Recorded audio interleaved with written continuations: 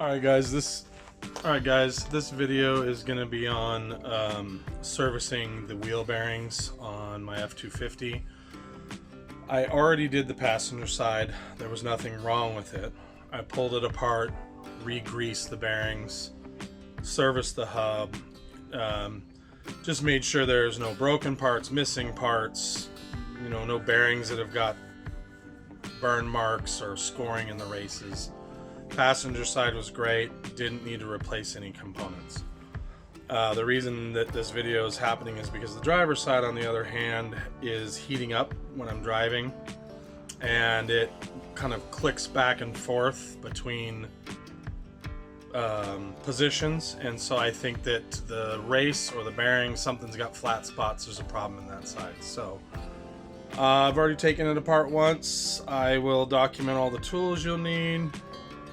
It's actually a very easy process. I don't know, there's a lot of complaints online about the hubs. I think the hubs are so easy to take apart. Fantastic design. I don't know what everybody's bitch or complaint is about. I think they're fantastic hubs. I think they're very easy to work on. So easy to get to the axles, easy to take the bearings out and have a look at them. Now, I haven't had to pound races out. I'm sure that's a pain in the butt. And then as far as sourcing parts, so I ended up having to make like 2 Rock Auto orders. I ordered bearings, and it turned out I ordered only the inside bearings. And at this point, because of all the logistics and sourcing problems, you're literally probably going to have to order bearings and races separate. Seals are separate, so we'll go through that in the video. But basically, there is an inner and outer bearing. There's also a needle bearing for your four-wheel drive axle, and there's seals. So for the axle stub, there's seals that go towards the U-joint, and there's 2 different types of seal. There's one that's a 1-piece that is pounded into the stub, and mine actually has the 2-piece ones that sit against the portion when you take the hub off that's towards the U-joint. There's also a seal on the outside that goes towards there's a seal that also points inward, and it's on the inner wheel bearing, and it points towards the axle, towards the U-joint, towards the inside of the vehicle. There's an O-ring. So mine are the, I think, stock hubs.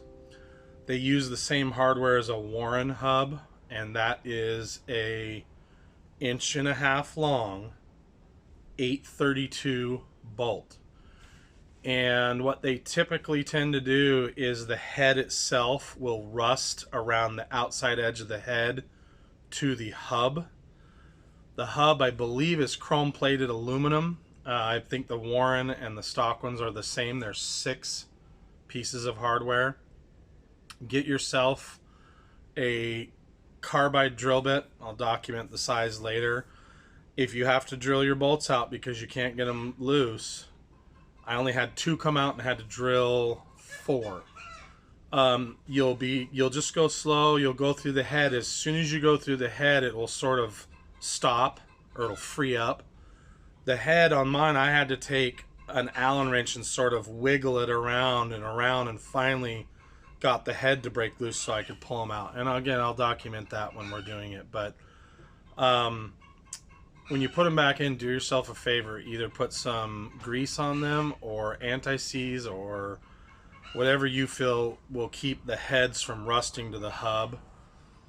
Other than that, you might need to replace your O-ring. There's an O-ring on the outer hub as well that seals that part of the four-wheel drive unit. I didn't replace mine. If it leaks, I'll pull them back off and replace them, of course, but it just is a compression face seal. It's not under pressure. Don't put too much grease on your locking hub portion, or they'll be hard to get in and out of gear. You want to grease them lightly, but you don't want to cake the grease in there.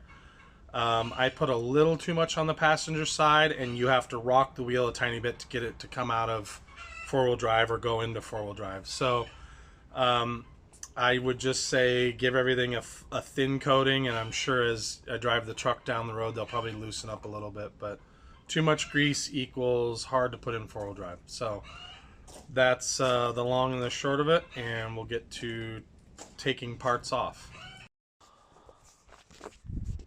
Alright, one of the ways I was able to tell that these are Dana 50 TTBs after doing a bunch of research is that the hub ends are 4 3/16, not 3 5/8.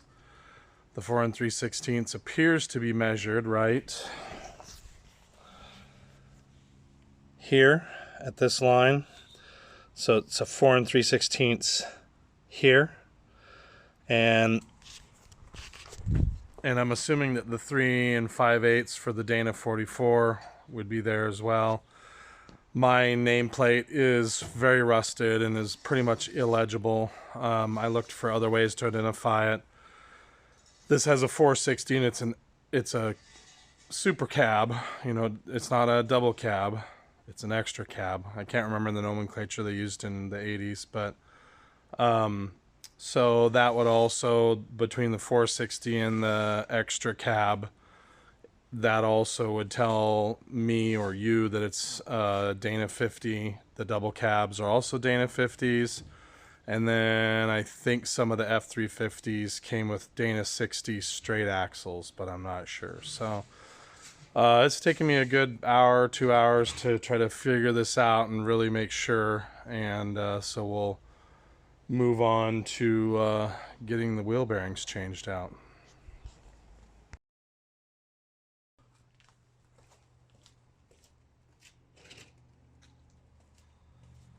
Alright guys, you're going to need a 9/64 Allen for this job.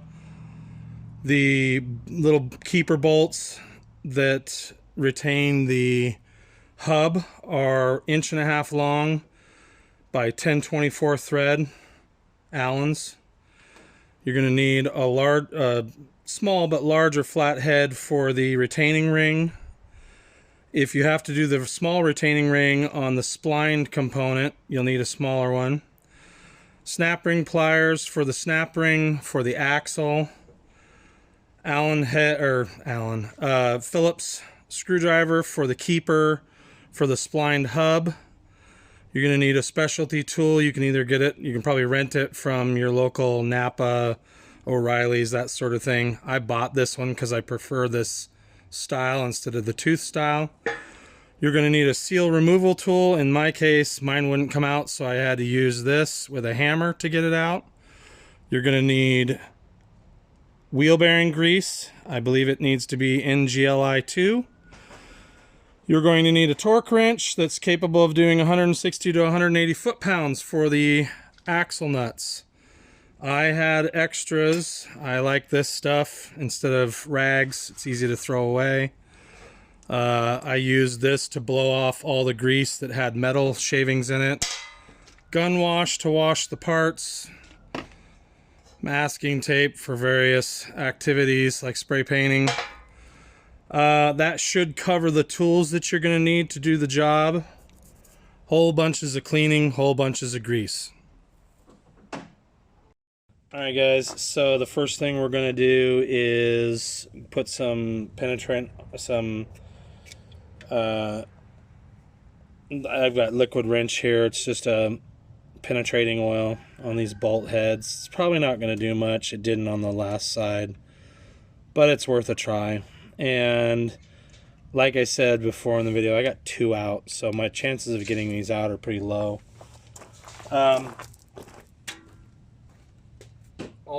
Also for some reason, I had a hard. We literally only have one 9/64 Allen.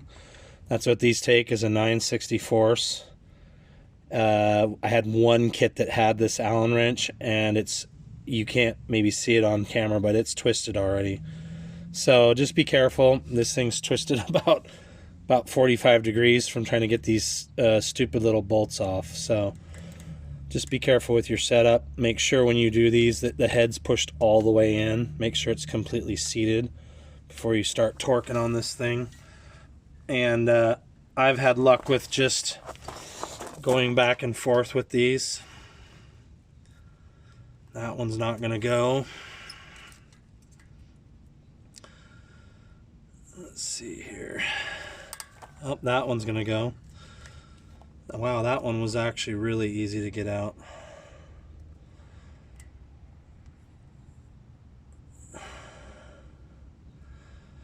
I'd almost call that one loose. Oh, wow, this side's way better.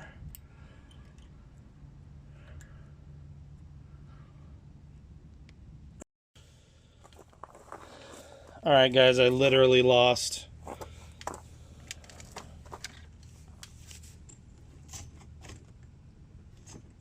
right, guys, I literally lost footage because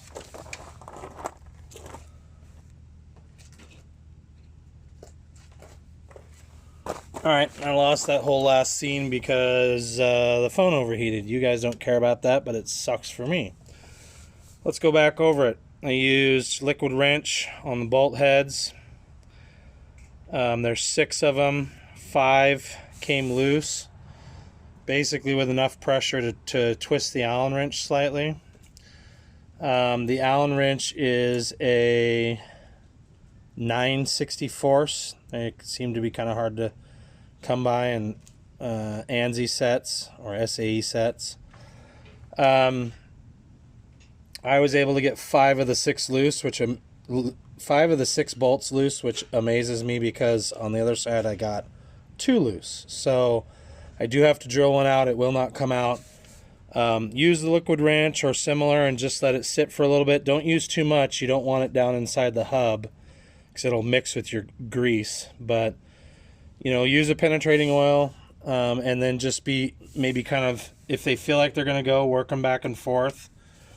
Maybe you'll get lucky and yours won't be rusted in, but we'll go ahead and drill this last one out. It's hard on the drill. I snapped one of my cutting edges and had to recut the drill bit. So we'll get the drill bit out and do this one here.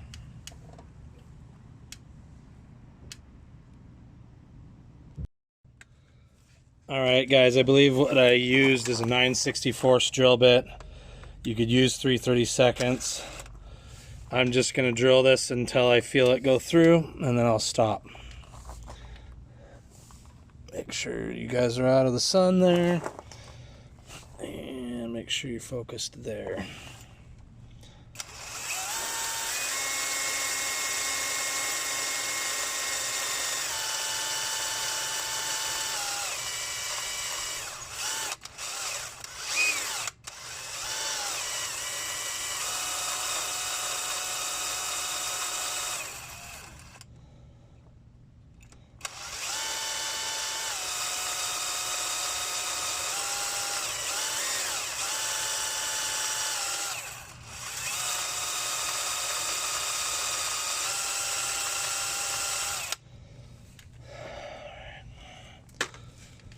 See if that went through or not.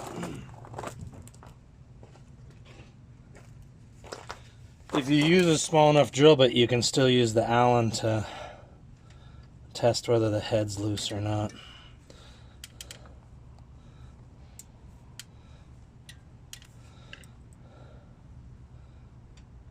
Nope.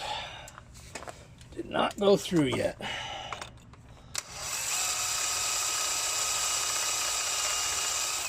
Uh-oh.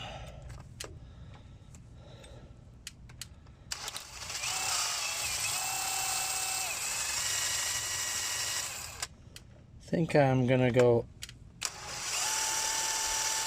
up a size. That head's not coming off. Nope. All right, we're gonna go up a size.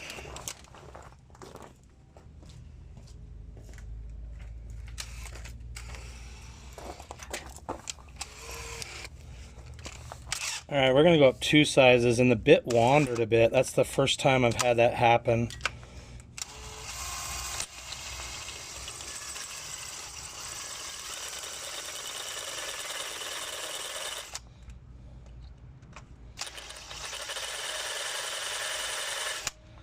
Woo, that is not wanting to cut. I gotta go sharpen that. Not sure why I was saying carbide. These are cobalt bits, and they're hardened. but it had a bad cutting face on it for some reason.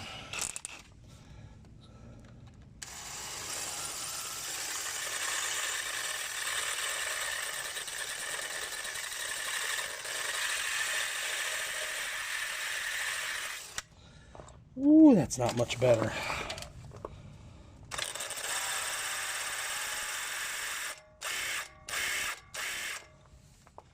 Wow. What is the deal, Holyfield?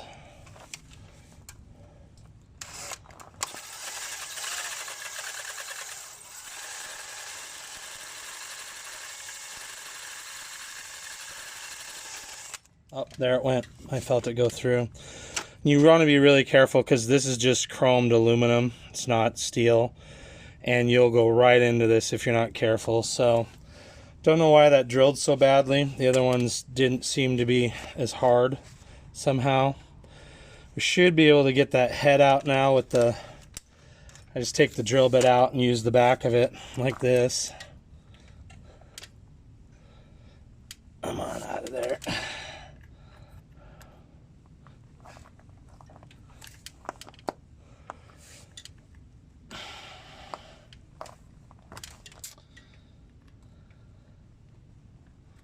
Oh, did I bend the drill bit? That was dumb of me if I did.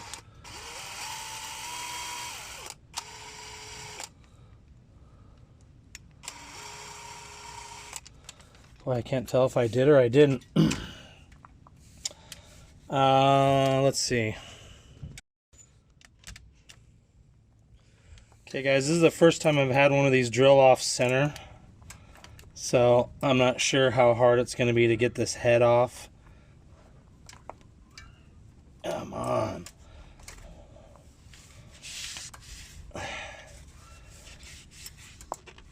Oh, boy.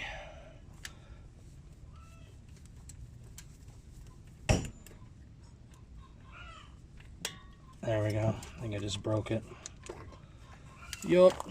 Yeah, they normally don't drill off center like that. I don't know what the deal was, why it did that.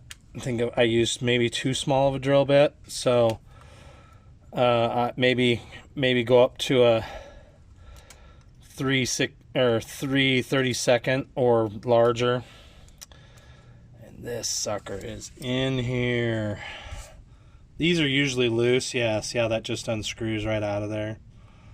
So the challenge is getting this rusty part here out.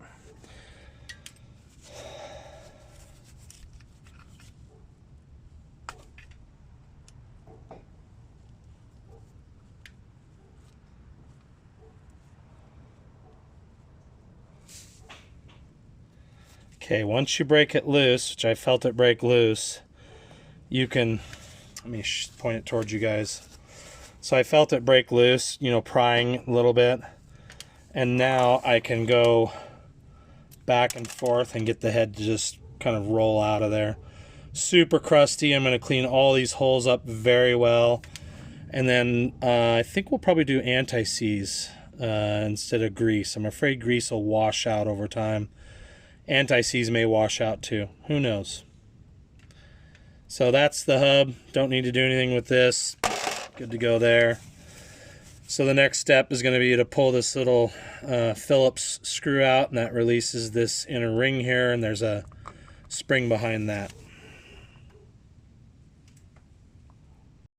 All right, next step is going to be to pull this Phillips screw out. Make sure your screwdriver's got good tips and that you don't strip this little guy out. It is literally just a keeper to keep this ring in. And if you had a problem, you certainly could go get another one at the hardware store. So it looks like my O-ring's stuck. I just noticed that. This is the O-ring that goes to the O-ring that goes to the hubs, the hub cover. So we'll put that down there and inspect it, make sure it's not too smashed. And then this just comes out. There's teeth that are spaced differently that match inside here. Is that right? No, they're actually not spaced differently. It's just there's slots in this outer ring for the teeth on the hub. Anyways, that was probably stupid of me to put back in without the spring. Let's see if I can get this thing out. All right. Easy peasy, parcheesi. I do not believe the spring's directional. I think it's omnidirectional spring. And then there's two things. There's going to be a snap ring right here and a retaining ring on the outside. The retaining ring on the other side was super easy to get out. We'll see what it's like. So on one side of this retaining ring, there's a little tooth, and on the other side, there's not. So what you do is you get this side up, which is going to be more difficult.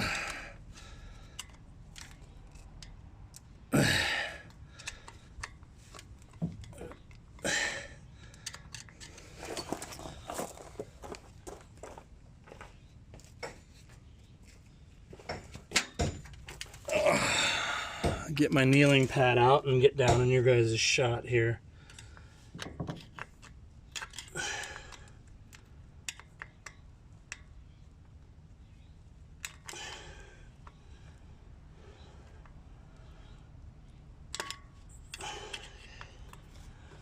Which side of this has the male portion that pops up out of here? This flathead appears to be too big. Let's go get a smaller one. All right, got a thinner screwdriver here.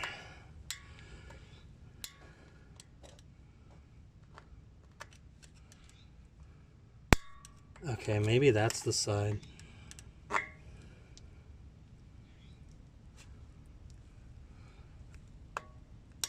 So once you get this started like that, you can pry it out a little ways. And then what I did to get mine out the rest of the way, after you get enough of it out, I literally just grabbed a hold of it and pulled inward.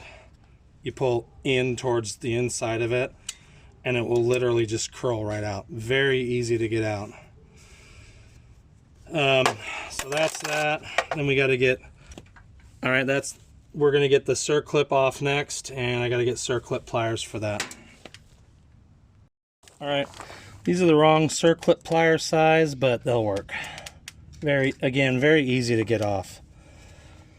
And let's see, what's next? Let's see what's next. This should come out next, I believe. Alrighty, next we're just trying to get this this component out here.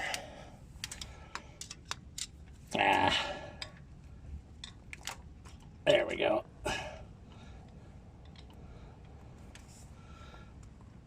Alright, I probably could have screwed the bolts into it and pulled it out, but that's next. That's got a needle bearing in it. Does it have a needle bearing? I'm not sure. No, that may not have a needle bearing. I'm not sure. These look pretty well greased though. So this is the next component that comes out.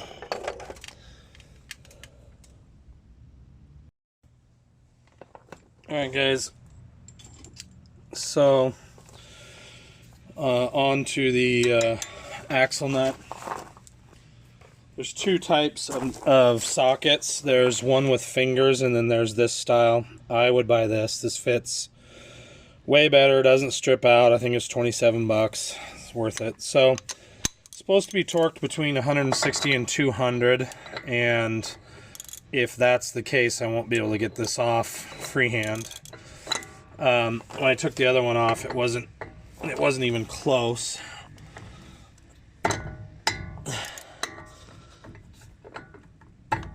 That one's tighter, so you got to make sure the teeth are well engaged. I got this impact gun here, and make sure we're going the right way.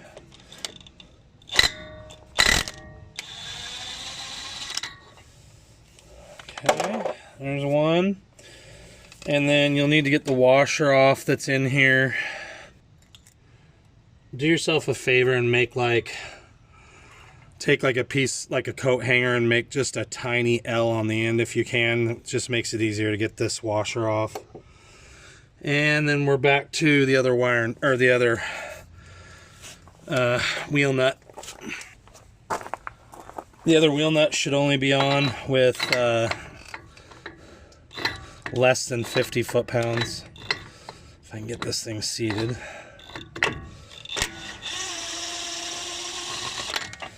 Barely on there. All right. And then I should be able to just slide that right off here. So this should slide right off.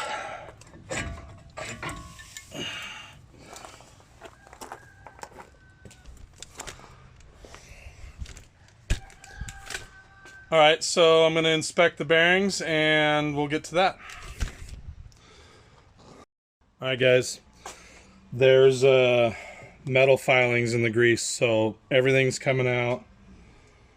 Let's see if I can get you guys up close here. Let's find a bit. Let's see. You can see that those are burnt. Those individual rollers are burnt. The grease was very black, which means it overheated. So I just got this thing here. We've got we have a tool for this, but I can't find it.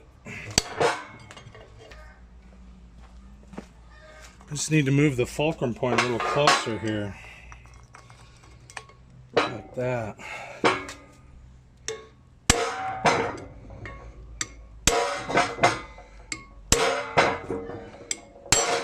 There we go. Yeah, don't be trying to... I mean, I dented this off to clean it up, but this is too far out to pry that up. You got to move it closer to where you're trying to pry. I doubt the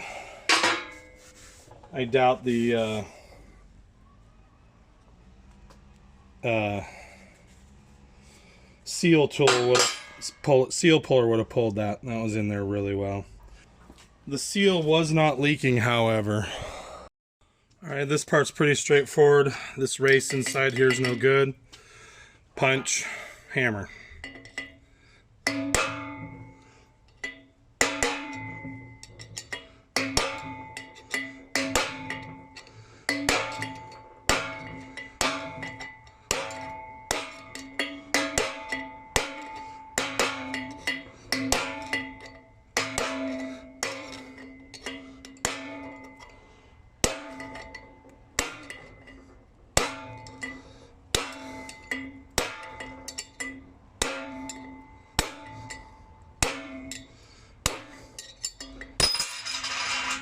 Easy peasy, Parcheesi. Okay, sorry for the shakiness. I'm going to attempt to show you. You can see the discoloration and the pitting in the race, especially right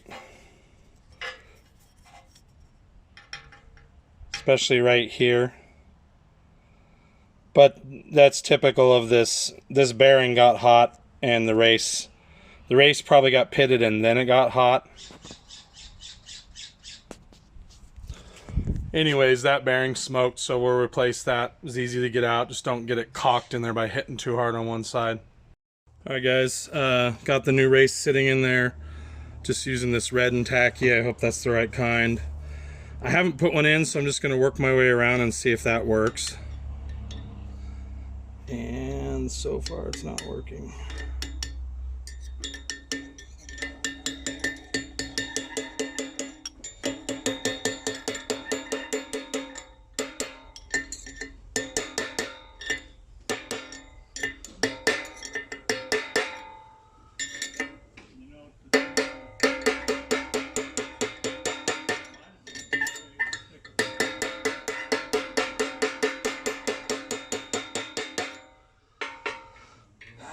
I got it cockeyed in there.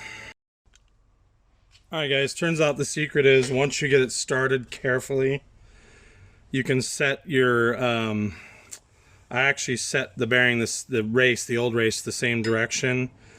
And what it allows you to do is hit really hard, and you're getting pressure not just on the tip, but it's spreading it out over a small area like this. So I was able to go back and forth, and I was also able to hold the punch against these teeth and drive pretty hard, and gosh, 3 or 4 hits and it was down hard. And you can tell when it's down all the way because you get a lot of bounce when you're hitting the race. All of a sudden it makes a different noise. So it's in. Alright guys, we're in the process of putting the seal in. It's pretty simple.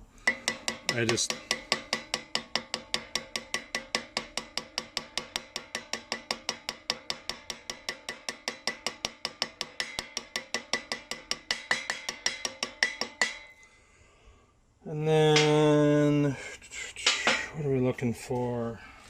Let's put the old seal on top of it and beat on that a little bit.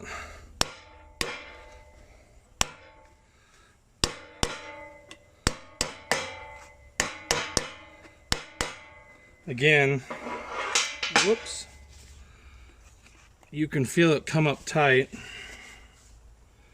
Shit, did I overdrive that?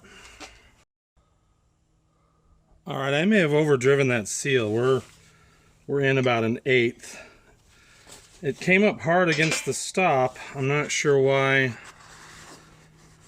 Not sure why they would have the groove go further than you want to put it in. You know, I don't know. So hopefully I didn't screw up there and overdrive that. I think, guys, it's supposed to be flush. So maybe you do as I say and not as I do. That's down hard against the inside edge of that of this lip here. So I don't know. I don't know what's right. If I overdrove it, definitely do your own research. Alright guys, got the packed greased bearing going in.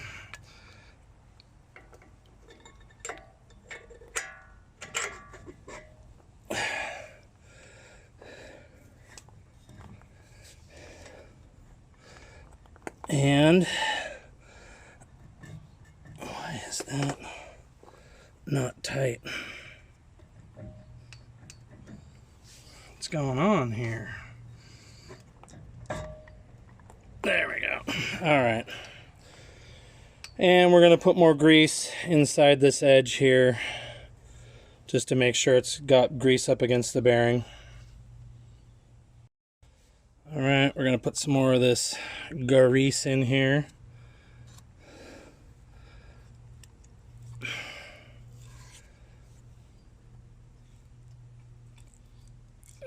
Make sure it gets all the way in.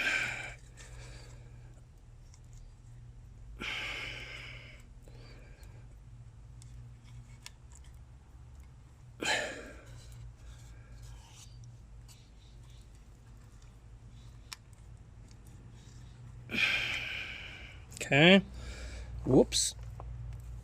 And then you're going to want your wheel nut. You're going to want the one with the pin. Hopefully you guys can see that in the video. Pin out. Someone tightened mine and didn't get it positioned correctly, so the pin itself is bent, which is unfortunate. Oh, you know what? I better grease those threads just to make sure.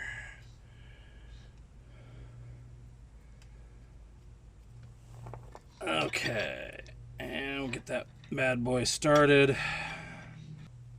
Okay. Ow. Cut myself, I'll bet. Yeah, I sure did. Grease and cuts. Super awesome. Oh yeah, I cut myself good. Yeah, don't cut yourself on the castle nut, or on the edges of the nut. Wow.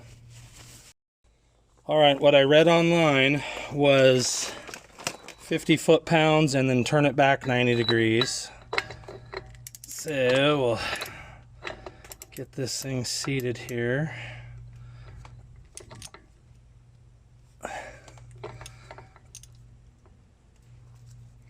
Oh, come on.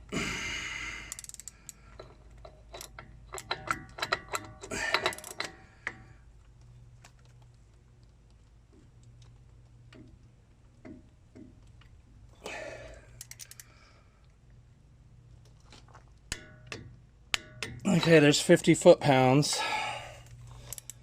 Now I'm going to turn it back 90 degrees. So we'll start.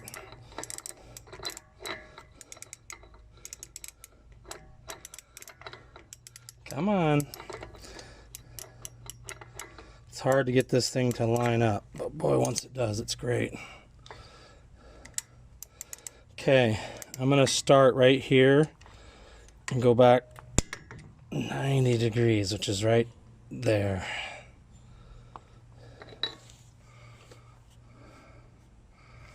That feels a touch loose. I'm going to come forward literally a degree or two. That got awfully loose.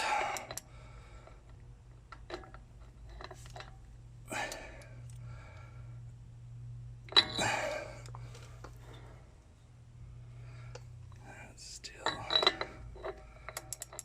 So they said on new bearings that they seat in. So maybe I'll do it again. Maybe I'll retorque it.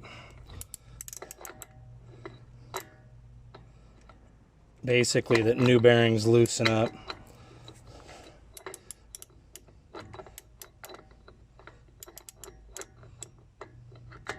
There we go. So we'll go back to 50.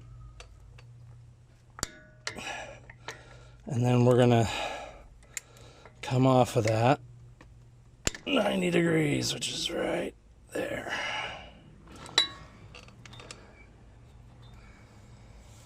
Boy, that is way looser than the other side. So I'm gonna go against what they say, only because this is a new bearing and everything I read said they loosen up. I'm gonna go back about maybe 5 degrees. Yeah, that feels better. Yeah, it just didn't feel like it had enough preload the first time. So you want a little resistance. You don't want it to come back, in my opinion.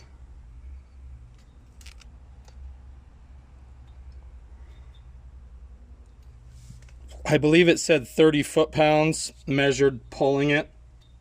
I don't know how they measure that, but I know this side is still easier to move than the other side. So if by chance it loosens up going down the road, I'll have to get back in here and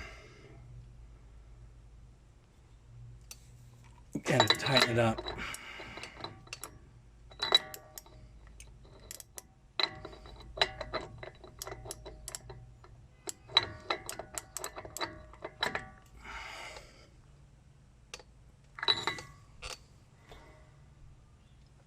Yeah, that feels right. All right, that's what I'm doing.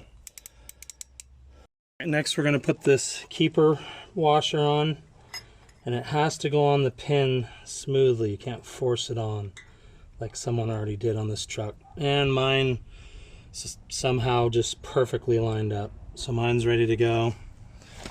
Then your last wheel nut goes on.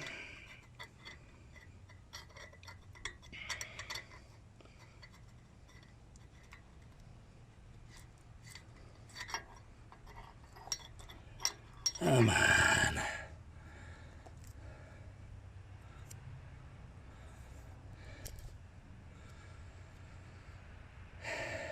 And this gets torqued to between 160 and 200 foot-pounds. I have an older torque wrench, and 160 is right at the very limit, so I do 150.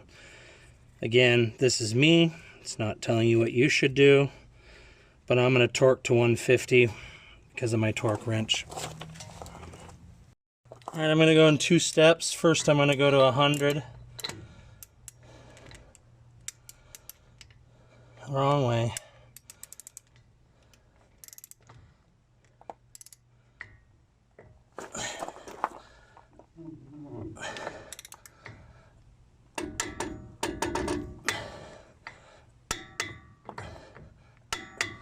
Okay, now I'm going to go to 150. Okay, there's 150.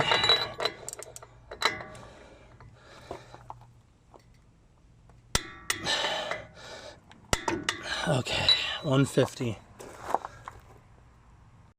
All right, next is this aluminum hub piece. And just put a little light grease on the threads. Gotta get the axle lined up. Yay, that's a tight fit. Get that grease off the front there. I guess grease up this retaining clip, circlip. Circlip should be really easy to put in. Let's see. You're going to put this in first, the one that doesn't have the tongue. And it literally should just spin in there.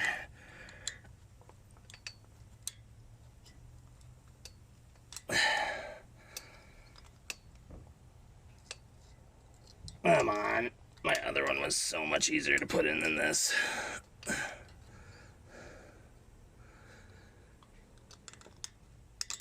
There we go. You just got to tip it out a little bit and then put pressure on it. And then you're going to go get your flathead screwdriver and make sure it pops in. I just happen to have a little screwdriver. And it should go right in if, you know, if your stub axle or whatever it's called isn't thrashed, your hub. Just make sure it's seated in there and she's in there, good to go. All right, my axle's in a little bit, so just going to use that screwdriver to get it out. And then there's a rounded side. Kind of when they cut this, they stamp this out, it rolls it in. I would put the rolled side out and the flat side towards your axle. That's just me. And it should go on pretty straightforward.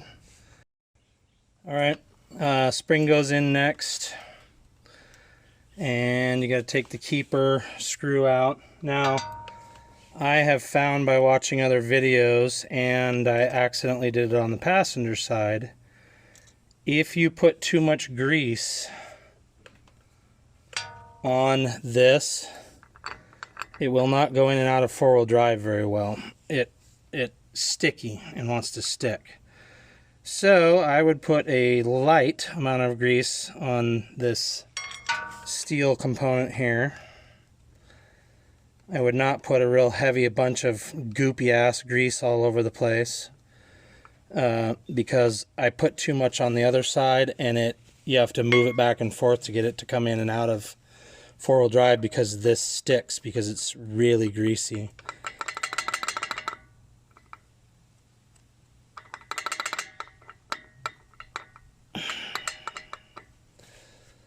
So the last thing we got to do is put the hub on.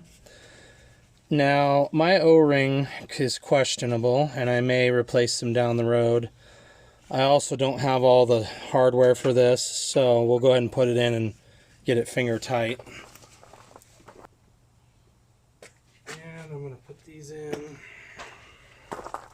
You guys are still going. These fingers line up with these holes. And do I got it on lock?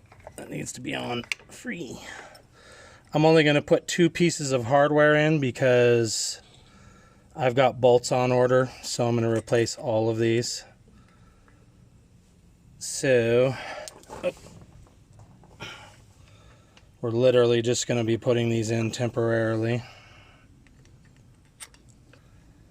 I don't want the grease leaking out, so I'll snug them up, but not enough to, you know, have some kind of problem like having them re-seize or something. We'll just snug them up.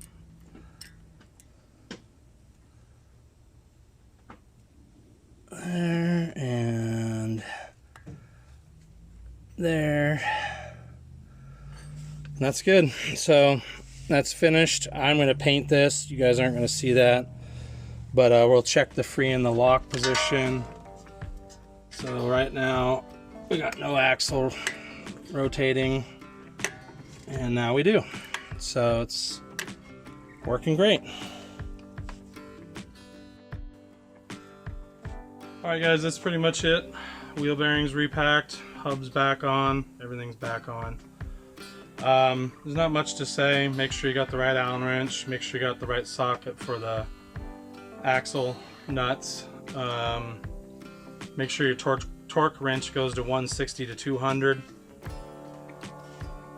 That's about it. As always, I hope this helps somebody. Talk to you guys later.